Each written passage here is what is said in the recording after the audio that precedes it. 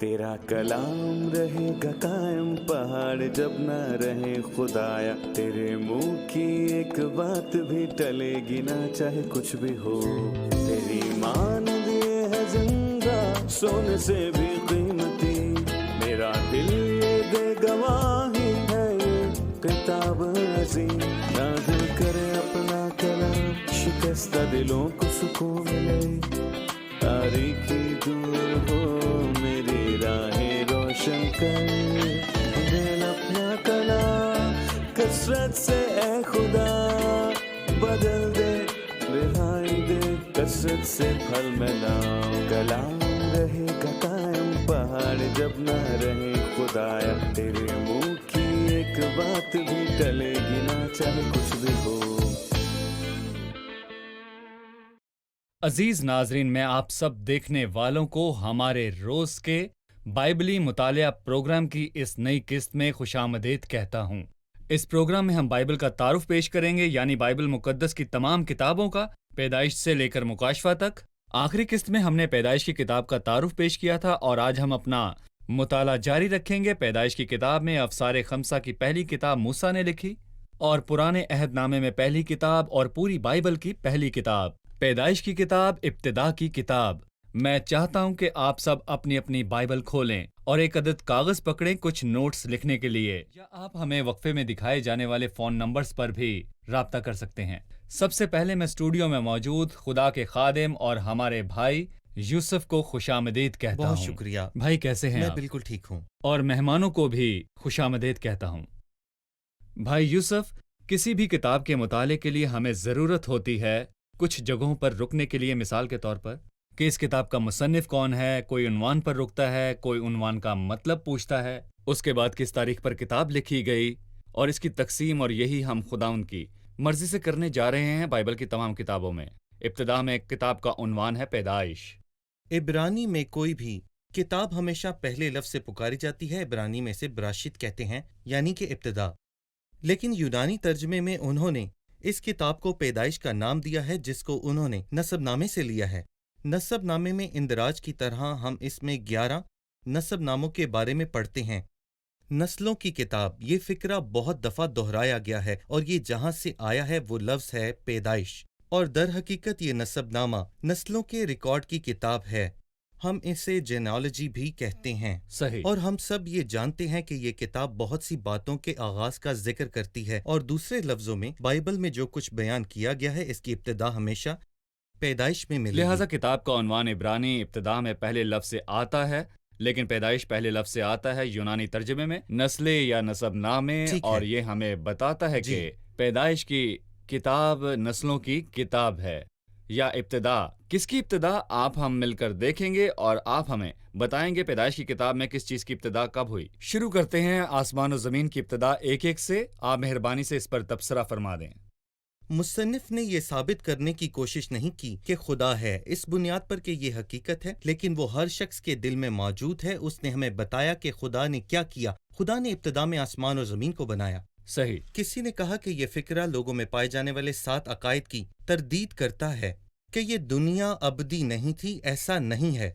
मैं ये कहना चाहूँगा कि खुदा एक है, बल्कि खुदा जमा भी है। लिहाजा इस आयत ने बहुत से झूठे अकीदों की तरदीद की है। इनमें से एक कि दुनिया खुद वजूद में नहीं आई, इसने खुद को तख्लीक नहीं किया। जब किताब नस्ल इंसान की इब्तिदा को बयान करती है, क्या इंसान ने इस नुक्ते से आगाज किया या बहुत से मराहिल में तरक्की की? सही।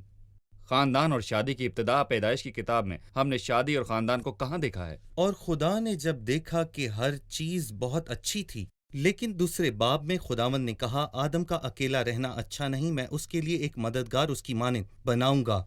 इस तरह खानदान का आगाज हुआ। आदम के लिए एक दुल्हन बनाई जिसे देखकर वो खुश हुआ और कहा कि इसे नारी कहा जाएगा क्योंकि ये आदम से निकाली गई है, क्योंकि ये आदम की पसली है। फिर गुनाह का आगाज, पैदाइश पहला बाब 3 आयत। गुनाह कैसे दुनिया में एक वाकया आया? जिसके बारे में हम पैदाइश 1:3 में पढ़ते हैं। गुनाह कब दुनिया में आया और हर चीज को खराब कर दिया।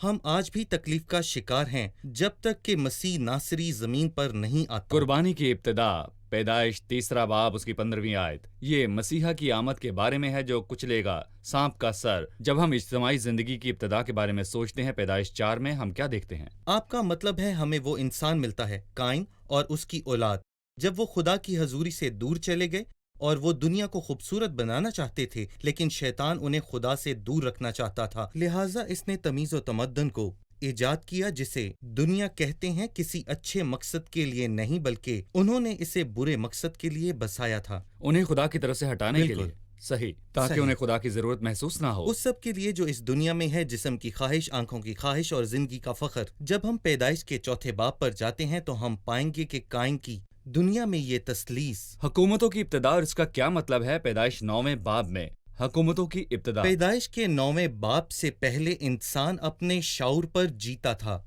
और इसी वजह से खुदा ने काइन को छोड़ा, क्योंकि उसने हाबिल को मारा था। उसने उसे बताया, मैं तुझे हर किसी से तहफ़्फ़ुज़ दूंगा।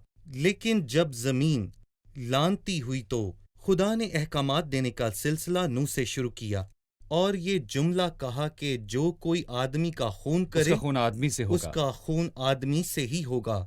ये एक निजाम का तस्वुर है, वो तलवार हाथ में बेफायदा लिए हुए नहीं, और वो खुदा का खादम है कि उसके गजब के मुआफिक बदकारों को सजा जी दे। बिल्कुल। और ये पैदाइश की किताब की खसूसियत है, ये इब्तिदा की किताब है, और इब्तिदा के बारे में हम पहले भी कुछ चीज़ें सीख चुके हैं। लिहाजा मुसन्निफ मूसा है और जी। ये पैदाइश की किताब कहलाती है, या नस्लें। अब तक हमने देखा इब्तिदा में क्या है, और हमने कुछ इब्तिदा के बारे में देखा, और ख़ास करके ये कि इसकी लिखाई की इब्तिदा कैसे हुई। मैं ज्यादा तफसील में जाए बगैर ये कहूंगा कि ये तकरीबन 1500 कबलस मसीह है। 1500 कबलस मसीह, क्योंकि मूसा उसी दौर में रहा होगा, शायद इससे 1 साल आगे या पीछे रहा हो। सही, ये इसराइली लोगों का बियाबान में सफ़र करने का वक्त था, क्योंकि मूसा पहले मरा इन लोगों का नई ज़मीन में दाखिला। केनान की जमीन। जी ठीक बिल्कुल। है। हमारे पास बाइबल में कुछ शायराना किताबें हैं, कुछ नबियों की किताबें हैं, कुछ तारीख की किताबें हैं। तो पैदाइश की किताब की तर्ज नौ क्या है? जी, इसमें कुछ नज़में शामिल हैं और इसका तारीख से भी कुछ गहरा ताल्लुक है। ये शरीयत नहीं है, ये हमें ये नहीं बताती कि खुदा हमें क्या हुक्म देता है, और ये बताती है कि क्या हुआ। मिसाल के तौर पर जब अब्राहम हाजरा के पास गया तो क्या ये खुदा की मर्जी है? यकीनन नहीं। लेकिन किताब हमें बताती है कि क्या हुआ था और उसका क्या नतीजा निकला था। लिहाजा ये हमें बताती है कि क्या हुआ था, जिस पर खुदा लाजमी तौर पर मुत्तफिक ना था। जैसा कि हम जानते हैं कि वो राजी नहीं था, मुतादिद ख्याल रखता था वो। लेकिन किताब हमें बताती है कि क्या हुआ था, ये हमें तारीख बताती है। और जैसे आपने बताया था कि इसमें कुछ नज़में भी शामिल हैं। पहली नज़म हवा पर थी, ये मेरी हड्डियों में से। ये मेरी हड्डियों में से हड्डी और गोश्त में से गोश्त, और ये औरत कहलाएगी। इस फिक्रे ये मेरी का मतलब है कि आखिर में उसे उसने पाया जिसका ख्वाब मैं देख रहा था। और एक और नज़म लमिक ने कही जब उसने 2 औरतों से शादी की हुई थी, और मैंने एक मर्द को जिसने मुझे जख्मी किया मार डाला, और एक जवान को जिसने मुझे चोट लगाई थी कत्ल कर डाला। ये भी एक नज़म है, और हम इसे पहली नज़म तसव्वुर कर सकते हैं, जो कि बाद में कही गई फ़ख्र की शायरी, जब आदमी फ़ख्र करता है कि जो कुछ उसने किया। ठीक है, हम एक छोटा सा वक्फा लेंगे और मेहमानों के सवालात के साथ वापस आएंगे।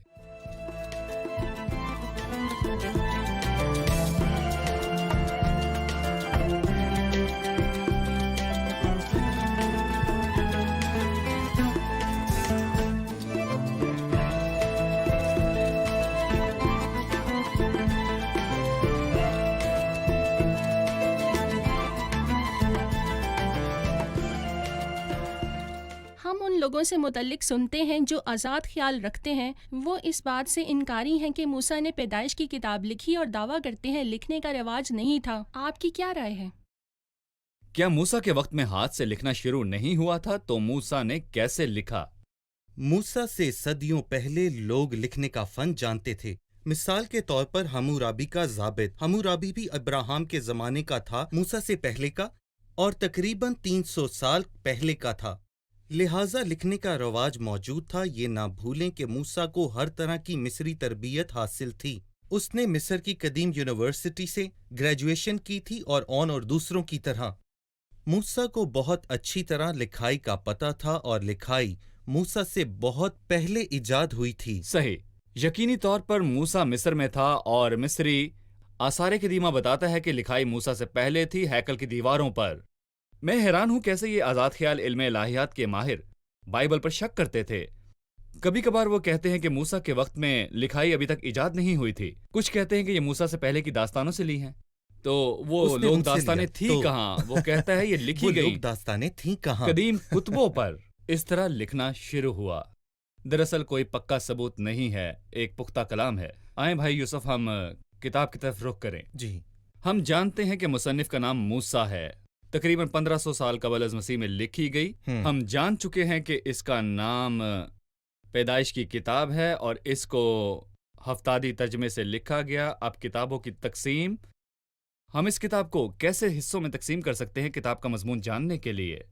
पहले ये 2 हिस्सों पर मुनक़सिम है जो वक्त के हिसाब से बराबर नहीं।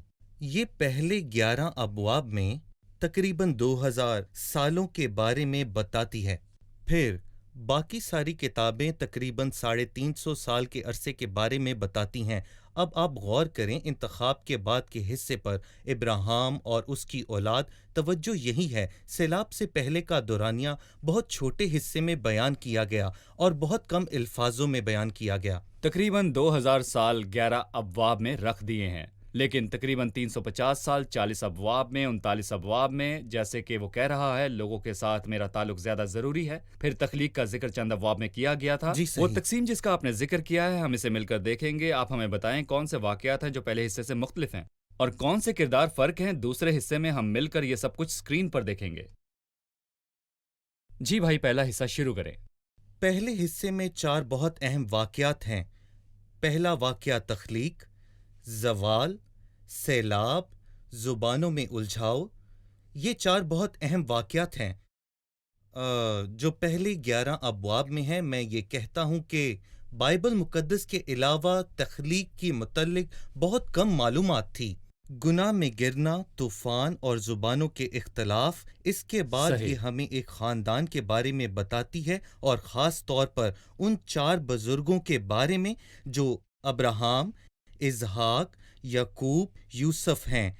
उन्हीं के मुतल्लिक बात की गई है तकरीबन 39 या 40 अबवाब में, फिर बाब 12 से 50 तक। जी हाँ, सही। और जैसे हमने पहले तवज्जो दिलाई कि 11वें बाब ने उस वक्त को समेट लिया, लगभग 2000 साल, और उसी दौरान हमारे पास 350 साल जिनका अहात 39 अबवाब में किया गया है।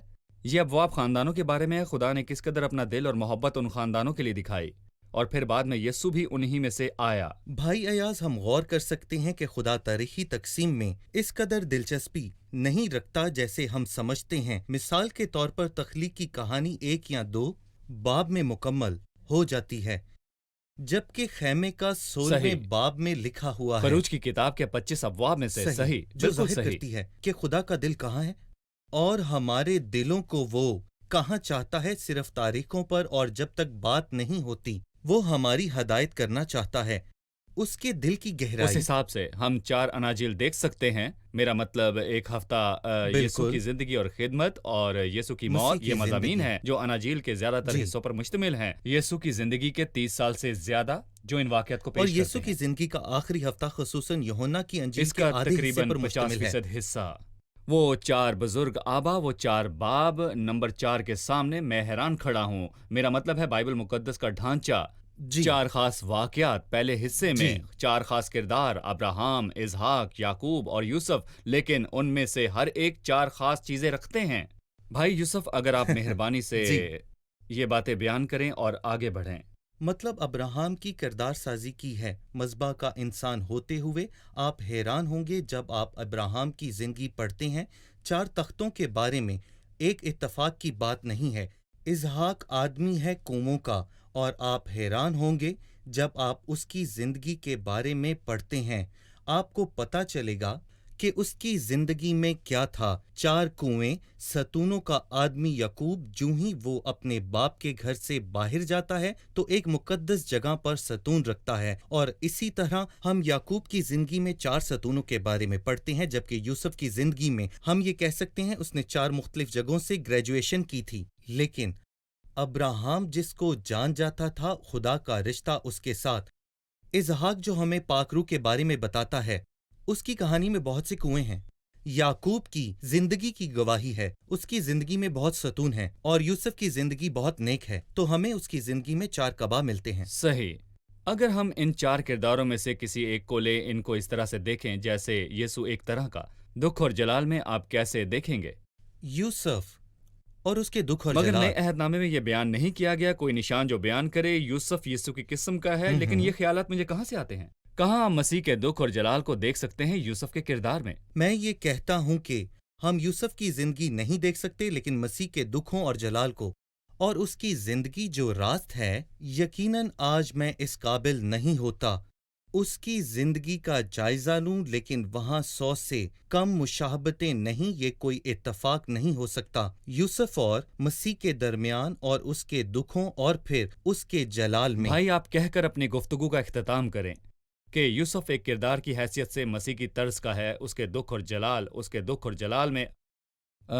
اور اگر ہم یہ کہیں کہ ہم پیدائش کی کتاب میں موسیٰ کے کردار کے علاوہ مسیح کو کہاں پر دیکھتے ہیں؟ ہم اسے زیادہ کتابوں میں پا سکتے ہیں، ہم اس کے واقعات اور نشانات کو بھی پیدائش پہلے باب میں، اور وہ 6 دن ہمیں بتاتے ہیں۔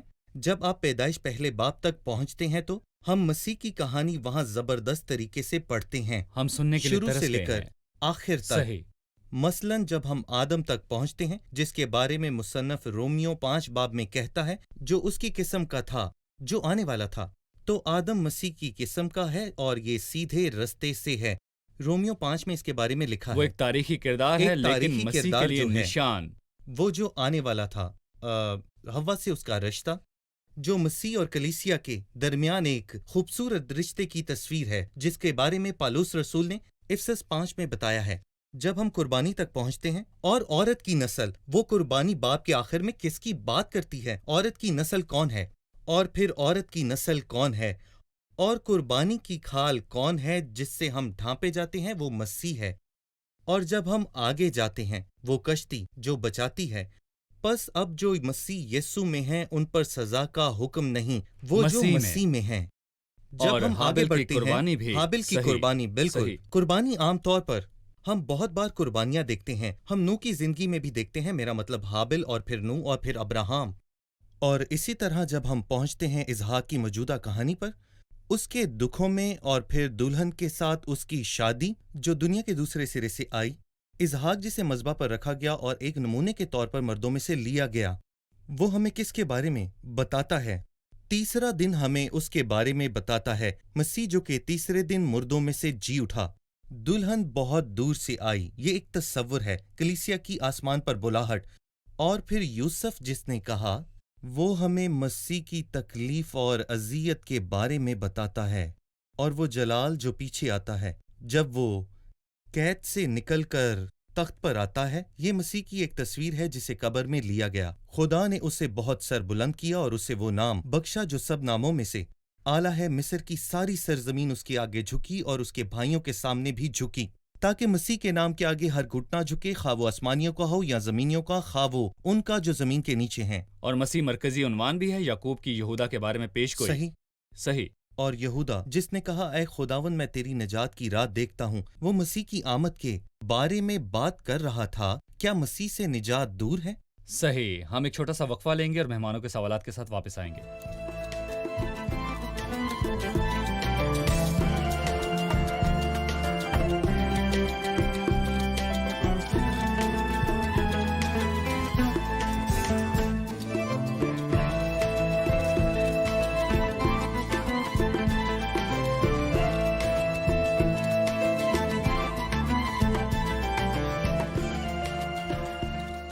کیا کوئی تاریخی اور آثار قدیمہ کی دریافت ہیں جو ثابت کرے پیدائش کی کتاب کے واقعات؟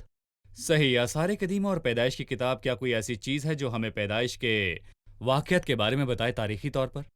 جیسا کہ ہم نے کہا کہ 33 دستاویزات ہیں جو سیلاب کے بارے میں بات کرتی ہیں۔ یہ تاریخی دستاویزات بہت سی قوموں کے پاس موجود ہیں، جو پوری دنیا میں یہ ثابت کرتا ہے کہ سیلاب ایک سچا واقعہ ہے۔ یہ قومی واقعہ نہیں تھا بلکہ بین الاقوامی بالکل، تھا، ان صحیح۔ دستاویز کے پھیلاؤ کے ساتھ۔ اور جغرافیائی دریافت اور بہت سے آثار اور بہت سی کہانیوں کی تصدیق کرتا ہے جن کی تشریح صحیح طریقے سے نہیں ہو سکتی جب تک کوئی افقی بحران نہ ہوتا جس نے ساری دنیا کو لپیٹ لیا، اور یہ ہے جو بائبل مقدس کہتی ہے باب 6 سے 8 تک۔ ہمارے پاس کچھ آ رہے ہیں جو متعلق ہے آثار قدیمہ کی گواہی اور ابراہم کے بارے میں، اور کہ وہ اس علاقے میں رہتا تھا، اور کچھ واقعات کے بارے میں جو اس کی زندگی میں رونما ہوئے اور وہ انہیں دیکھے گا، اور آپ صحیح۔ ان کے بارے میں ضرور ہمیں بتائیے۔ مثلا پہلی گواہی، ابراہم کسدیوں کے علاقے میں رہا، یہ حقیقت ہے کہ اس کا نام پھیلا دوسرے معنوں میں اور دوسری شکل میں اس علاقے میں، لیکن مثال کے طور پر کچھ قدیم شہر جو ہاران کے قریب تھے، جو افراد کے نام لیے جانے کے لیے استعمال کرتے تھے، ابراہم کے خاندان سے شادی کے معاہدے۔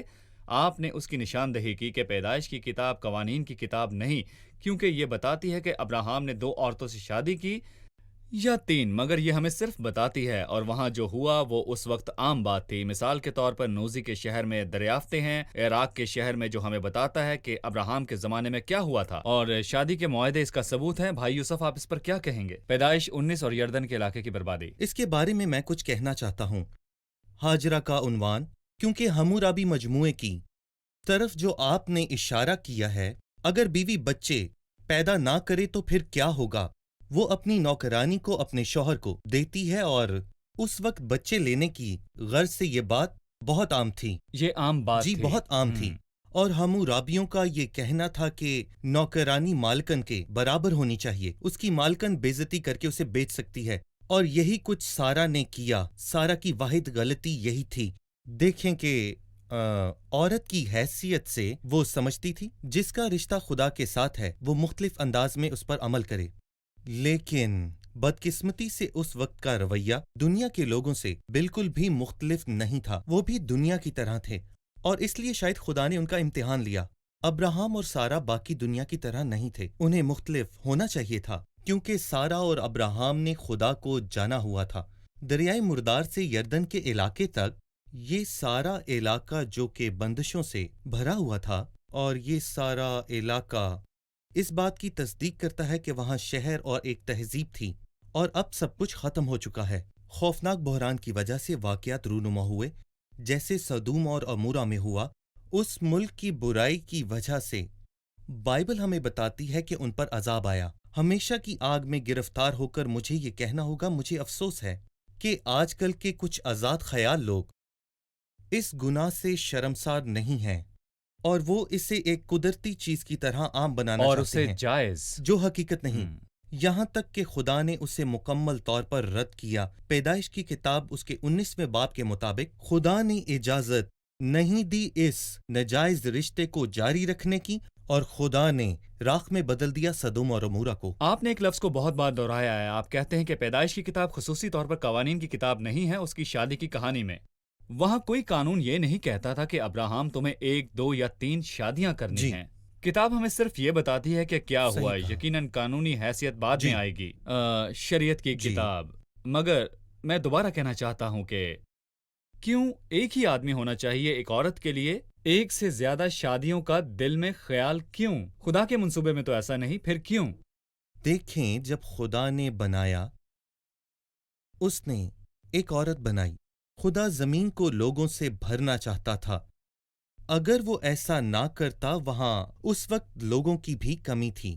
وہ ہوائیں پیدا کر جی، سکتا تھا، صحیح۔ اور وہ آدم کے لیے ایک بار میں 100 سے زیادہ ہوا بچے پیدا کر سکتی تھی۔ لیکن ملاکی 2 باب میں وہ کہتا ہے، کیا اس نے ایک ہی کو پیدا نہیں کیا؟ اور اس کے پاس اور بھی ارواح موجود تھیں، پھر کیوں ایک ہی کو پیدا کیا؟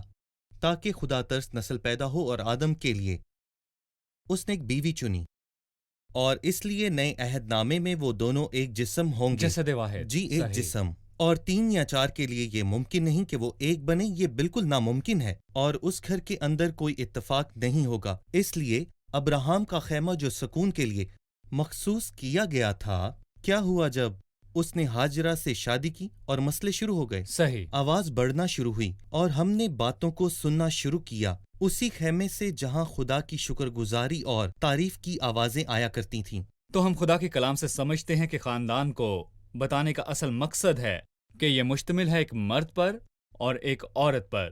اور ابراہم کے ساتھ کیا ہوا جب اس نے ہاجرہ سے شادی کی؟ بالکل خدا کی شریعت سے نہیں تھا، لیکن یہ ابراہیم کی طرف سے ایک عمل تھا اور خود سارا کی طرف سے، اور بائبل بتاتی ہے کہ کیا ہوا۔ مگر وہاں کوئی قانون سازی نہیں تھی کہ ابراہیم سے کہے کہ تم دوسری شادی کرو۔ اس طرح کا قانون بائبل میں نہیں ہے، ہمیشہ ایک آدمی ہو اور ایک عورت، اس لیے جسے خدا نے جوڑا ہے اسے انسان جدا نہ کرے۔ میرے خیال سے پرانا عہد نامہ انسانیت کے لیے آزمائش ہے۔ خدا اس آزمائش میں مدد کرنا بالکل نہیں چاہتا، اس لیے ایک سے زیادہ شادیاں نہیں کرنی چاہیے۔ دوسروں نے بھی نہیں کی تھیں شادیاں، اور اس لیے وہ خوش بھی رہے تھے۔ میرا خیال ہے کہ یہ ہمارے لیے ایک سبق ہے مسیح کے فیصلہ کن الفاظ کے ساتھ متی 19 باب میں۔ اور یقیناً یہ ایک رشتہ ہے جو اشارہ کرتا ہے کلیسیا اور مسیح کے جیسے درمیان مسیح رشتے ایک کی ہے۔ طرف۔ جیسے مسیح ایک ہے اور کلیسیا ایک ہستی ہے، وہ سر ہے اور ہم جسم ہیں۔ صحیح۔ شکریہ، ہم قسط کے اختتام پر ٹھیک پہنچ ہے۔ گئے ہیں۔ آئیں مہمانوں سے اس کی دہرائی کرتے ہیں۔ تو آج آپ نے کیا سیکھا؟ ہم سمجھ گئے کہ پیدائش کی کتاب ابتدا کی کتاب ہے اور یہ خدا کی موجودگی کو ثابت کرنے کی کوشش نہیں کر رہی، کیونکہ یہ ایک موجودہ حقیقت ہے ہر انسان کے دل میں، مگر وہ غور کر رہا تھا کہ خدا نے کیا کیا۔ اور یقیناً ہم سمجھ گئے کہ دنیا خود سے نہیں بنی تھی، جیسے کہ کچھ نظریے کہتے ہیں، اور یقیناً اسے انکار کیا۔ ارتقاء کا نظریہ پیدائش پہلا باب۔ ہم یہ بھی سمجھ گئے کہ یہ ہمیں تاریخی واقعات کا بتا رہی تھی کہ وہ رونما ہوئے، لیکن اس کا مطلب یہ نہیں کہ خدا نے ان سارے واقعات کی اجازت نہیں دی تھی جو رونما ہوئے، مثلاً ایک سے زیادہ عورتوں سے شادی کرنا۔ صحیح۔ ابتدا کی کتاب آسمان اور زمین کی ابتدا، انسان کی ابتدا، قربانی کی ابتدا، گناہ کی ابتدا، خاندان اور شادی کی ابتدا، تہذیب اور حکومتوں کی ابتدا۔ ٹھیک ہے، پیدائش کی کتاب دکھاتی ہے انسان اور خدا کے درمیان رشتہ، اور انسان خدا کے دل کو کتنا عزیز ہے۔ اسی لیے دوسرے حصے میں پیدائش کی کتاب کے باب 12 سے 50 ہیں، صرف 4 خاندان۔ ٹھیک ہے، شکریہ۔ خدا آپ کو برکت دے۔ ہم اگلی قسط میں آپ سے پھر ملیں گے۔ شکریہ۔ عزیز ناظرین، پیدائش کی کتاب بائبل مقدس کا غلہ خانہ ہے، اور یہ ہوائی اڈہ بھی ہے جہاں سے سارے جہاز اڑتے ہیں بائبل مقدس کی ساری کتابوں کی طرف۔ اگر آپ نے اس کتاب کو نظر انداز کیا تو آپ بھٹک جائیں گے۔ اگر آپ نے بائبل مقدس نہ پڑھی تو آپ کھو جائیں گے۔ ہم نے ایک آیت بھی نظر انداز کی تو ہم خدا کے کلام سے بھٹک جائیں گے۔ بائبل مقدس کے تمام صحیفے ہماری زندگیوں کے لیے راہ ہیں، اور ہمیں اسے پڑھنا چاہیے، اور آپ کی اس سے حوصلہ افزائی ہوگی۔ ایک اچھا شاگرد ہونے کی روح سے بائبل مقدس کو تلاش کریں، کیونکہ یہ خدا کے جلال سے بھری ہوئی کتاب ہے۔ آپ ضرور اس سے فائدہ اٹھائیں۔ ہم اگلی قسط میں دوبارہ ملیں گے خدا کی مرضی سے، پیدائش کی کتاب کے پہلے باب کے ساتھ۔ خداوند آپ کے ساتھ ہو۔